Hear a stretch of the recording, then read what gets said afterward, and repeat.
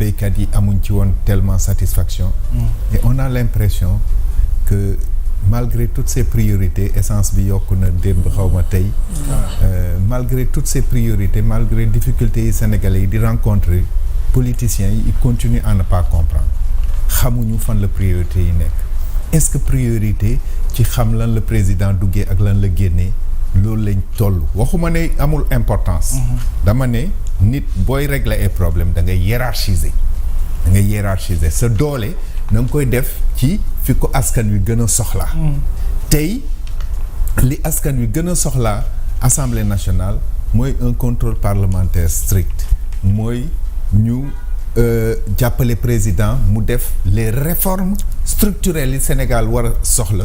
pour mun a impulser le véritable développement boo xam ne ci industrialisation lay jaar. président mu ngi ciy wax ci affaire yi sunu champion mu ngi ciy wax ci yeneen cadre yoo xam ne man peut-être dama ciy intervenir. Bien sûr. ci loolu la ñu war a waxtaan.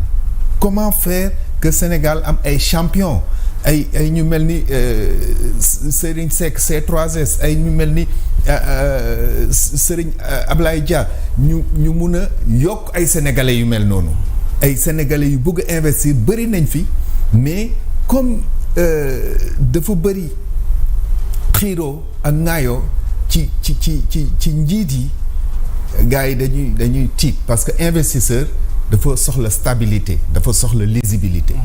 Donc session extraordinaire. def nañ toute une session def nañ ay propositions de loi yu bëri. li ñuy constater de façon globale mooy que député Pastef yi dañu war a dellu école. dañu war a dellu école. mënuñu bind loi. waaw dëgg la de. mënuñu bind loi c'est le constat en tout cas. te gis nga modification bi article 37 bi. di nga ci gisaat. ay rëq-rëq. non dafa nga ne président de la république buy dugg dafa war a def déclaration de patrimoine buy génn daf ko war a def bu ko deful loo koy def. buy génn deful déclaration de patrimoine loo koy def. moo ma jaaxal. lan nga koy def. ana li texte bi prévoir luñ ko mën a def. ay jumtukaay dañ ne benn article benn loi organique dina ñëw pour wane modalité déclaration bi ak modalité de contrôle par le conseil constitutionnel. conseil constitutionnel kan moo fa am xam-xamu peese diggante dugg ak génn li nga ci am parce que forcément dara dina ci yokku lan moo ci lew ak lan moo ci lewul xam nga loi boo koy bind da ngay xalaat je parle sous le contrôle d'un praticien du droit public. loi boo koy bind doo ko bindal nit. saa yoo ko jéemee bindal nit rek da ngay def ay erreurs. te loolu lañ nekk di def chaque fois bu ñu indee benn proposition de loi rek c'est soit pour viser benn nit. soit pour teqatal président de la république. président de la république bu fekkee yow da nga nekk assemblée nationale ci fi Sénégal toll nga ne man su ma kàttan yëpp. su ma jot yëpp dama koy utiliser pour teqatal président de la république yaa ngi juum ci sa mission. loolu du rôle lu député. et puis Sénégal dafa toll foo xam ne dañu war a taire différence yi. politique bi jeex na. Pastef moo gagné en 2024. daa war a gouverner. dañu war a gouverner. dañu war a gouverner xiiroo beeg ŋaayoo bi seen biir parti. dañ ko war a taire. mais nag le problème. c'est que.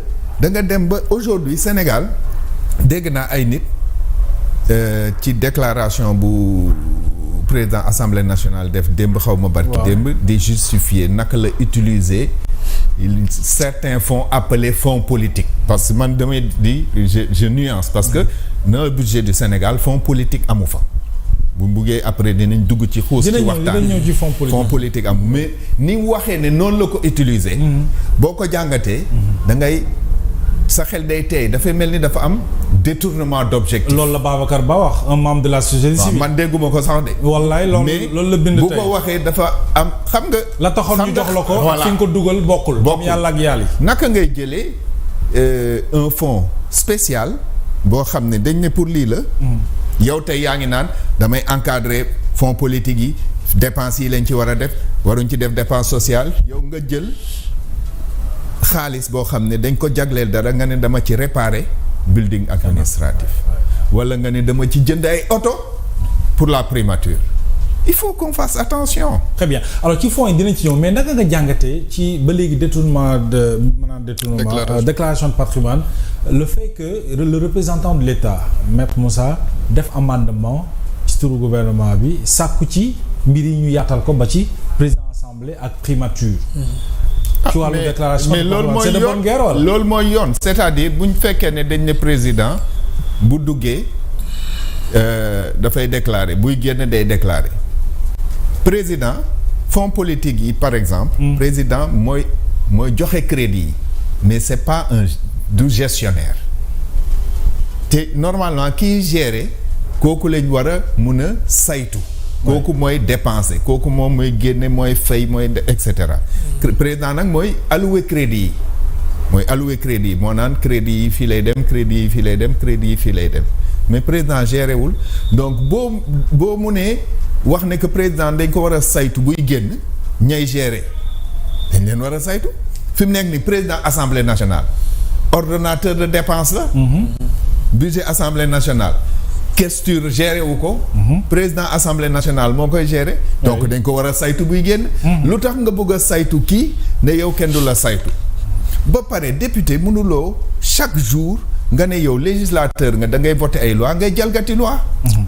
mënuloo constitution Sénégal wax ne que gouvernement bu laajtee amendement tëj vote bi kenn warul mun a dugal beneen amendement yow nga ne damay def lu ma neex. te du loolu lañ fi defoon ñu dàq seen loi bi. ñu ne dañ koy defaat. loi anticonstitutionnelle. mais loolu député daf ko war a ruus. parce que cëru député xam nga loi. loi bu la lu mu la naqari. gis nga boo demee États-Unis policier jàpp nit koo xam ne ñëpp dañ ko gis mu rey nit mais mu jàpp ko ci anam yoo xam ne loi daf ko dàq bu ñëwee juge bi du ko déglu sax vice de procédure dañ koy bàyyi mu dem. xam nañ ne kii moo def mais loi bi dafa imposer agent de police bi mu respecter une certaine forme pour mun a def arrestation forme yooyu bu ko respecté wul bu ñëwee juge bi du nangu acte bi du dugg dans le fond parce que forme bi baaxul loolu mooy wane ne loi dafa am importance c'est-à-dire loi bu la neexee bu la neexul ça s'applique à toi maintenant mun nga xeex pour ñu changer loi bi mais tant que c'est la loi ça reste la loi et tout le monde doit être assujetti à la loi à plus forte raison un législateur. C'est ça. Alors docteur on a présenté le président comme quelqu'un nga xam ne dafa mel ni buggut a def déclaration de patrimoine am ci buy dugg ak buy génn yëpp. alors tey on a assisté 2 députés yu bokk ci Pastef fàttali seen collègue député que ni ngeen présenté mbir mi demeewul noonu. vous présentez la chose comme si président buggul def sa déclaration de patrimoine alors que loolu c'est